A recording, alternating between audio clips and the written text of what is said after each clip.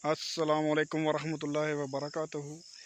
Welcome to my YouTube channel. जहाँ कहीं भी रहें खुश खुर्म रहें, शादो आबाद रहें। इस दुआ के साथ आज का व्लॉग शुरू करते हैं। आज का व्लॉग जो है वो डेयरी फार्मिंग से मुतल्लक है और लैम्पी स्किन डिज़ीज़ के मुतल्लक है और लैम्पी स्किन डिज़ीज़ के असरात और उसके बाद के जो डेयरी फार्मिंग पे असरात हैं उनके मुतल्लक बात करेंगे।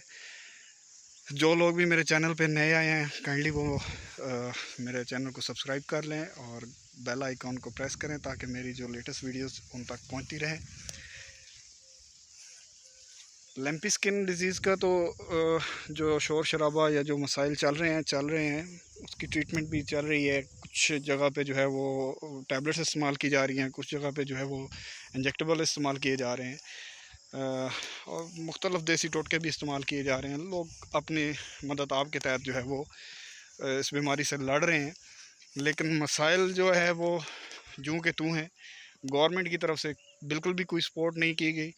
अब जुल्म की इंतहा आप ये देखें कि लैम्पिक स्किन डिज़ीज़ को चले हुए पाकिस्तान में तकरीबन 1.5 साल हो चुका है और ये कराची से स्टार्ट हुई और इसी तरह तबाहियाँ मचाती हुई जनूबी पंजाब और इधर वस्ती पंजाब और फिर अब शुमाली पंजाब और KPK मतलब पूरे पाकिस्तान में अब फैल चुकी है। तो ना तो इसके बारे में कोई जो है वैक्सीन तैयार की गई और वैक्सीन होने के बावजूद भी टाइम से वैक्सीन ना की गई। जब इस बीमारी ने आके मतलब कि अपना ज़ोर शोर पकड़ लिया तो तब जाके वो जो है वैक्सीन का इस्तेमाल हुआ, लेकिन उस टाइम वैक्सीन का कोई मकसद नहीं बनता था। तो ये तो बात हो रही है लैम्पी स्किन डिज़ीज़ के मतलब।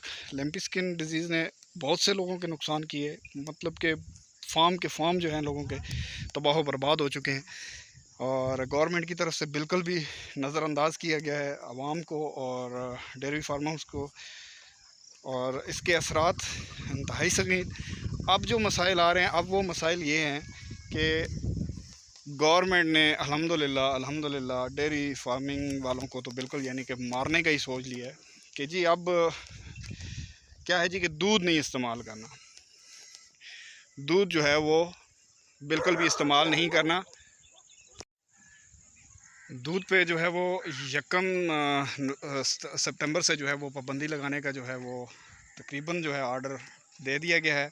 होटल्स बंद कर दिए जाएंगे, बिल्कुल भी दूध जो है वो सेल आउट नहीं किया जाएगा और जो घरेलू लेवल पे या दही लेवल पे सिस्टम है उसमें ये है कि बिल्कुल भी अब लोगों ने जो है उनमें ये शऊर और ये मतलब कि बात फैला दी गई है कि जी दूध जो है इन्फेक्टेड है और दूध में बीमारियां हैं और उस वजह से या दूध को आप लोग इस्तेमाल ना करें। तकरीबन 70% लोग जो हैं वो दूध लेना छोड़ चुके हैं। अब इसमें तो बात ये है कि बड़े फार्मर्स का तो उनको तो मसला ही नहीं है। बड़े फार्मर्स का तो ये है कि उनका दूध यहाँ पे इस्तेमाल होता ही नहीं है।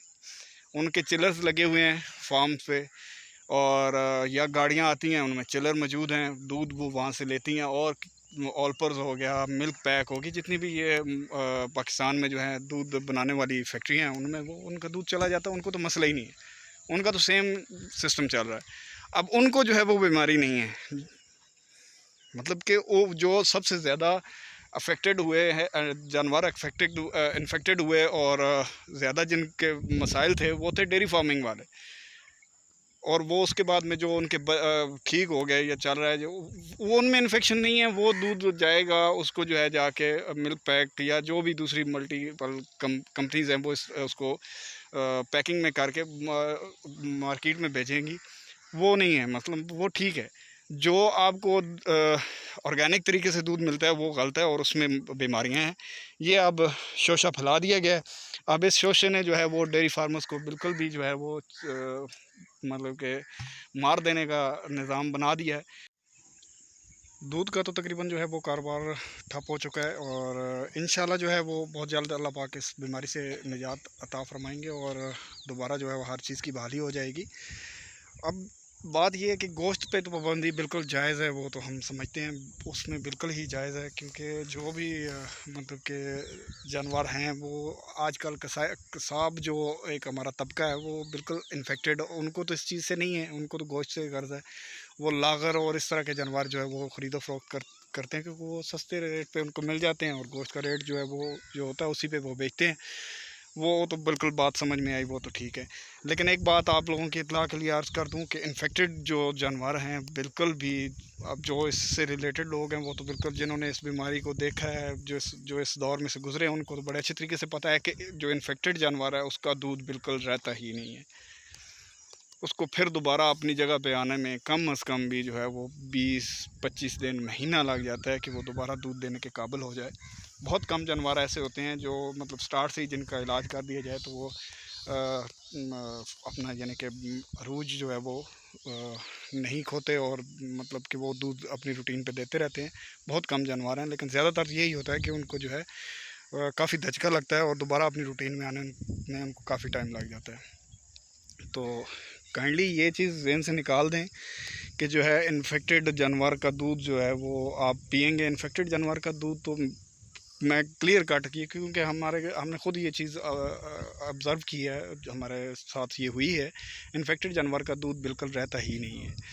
तो काइंडली इस चीज़ से निकलें और दूध जो है वो इस्तेमाल करें। बाकी ज़ाहिरी बात है, हर चीज़ में हर अरूज का ज़वाल होता है और हर ज़वाल के बाद अरूज होता है। जैसे एक रात के बाद सुबह और सुबह के बाद दोबारा शाम और रात होती है, एक निज़ाम दुनिया है, निज़ाम कुदरत है। तो इसी तरह इंशाल्लाह इन मसाइल में से भी जो है वो निकलेंगे हम। और ये मैंने 4-5 दिन पहले जो है वो धनिया बीजा है। इसके लिए माज़रत मैं वीडियो नहीं बना सका क्योंकि बारिशों का बताया गया था, पूरे हफ्ते की बारिशों का बताया गया था। बीच में मौका मिला तो मैंने फौरी तौर पे ही जो है वो उस मौके का फ़ायदा उठाते हुए धनिया बीज दिया और वीडियो नहीं बना सका क्योंकि पर्सनली सारा कुछ करना पड़ा, तो इसलिए माज़रत। तो इंशाल्लाह जैसे ही ये निकलेगा तो फिर इसकी मैं आपको वीडियो भी बना के जो है मज़ीद दिखा दूँगा और तरीक़ाकार भी बता दूँगा, कंप्लीट वीडियो भी बनाऊँगा इस पर। लेकिन आज के लिए बस इतना ही व्लॉग, ज़्यादा व्लॉग लंबा हो जाए तो फिर जो है वो मसाइल हैं कि आप लोग देखते भी नहीं, आप लोग के पास टाइम भी इतना नहीं है। तो आप लोगों से इजाज़त चाहूँगा, मेरे चैनल को सब्सक्राइब करें, मेरी वीडियोस को लाइक करें, जहाँ तक हो सके मेरी वीडियोस को शेयर करें, मुझे सपोर्ट करें ताकि मैं आप लोगों के लिए इसी तरह इंफॉर्मेटिव और दिलचस्प वीडियोस ला सकूं। तब तक के लिए इजाज़त चाहूँगा, फिर मिलेंगे एक नई वीडियो के साथ। अल्लाह निगहबान, पाकिस्तान जिंदाबाद।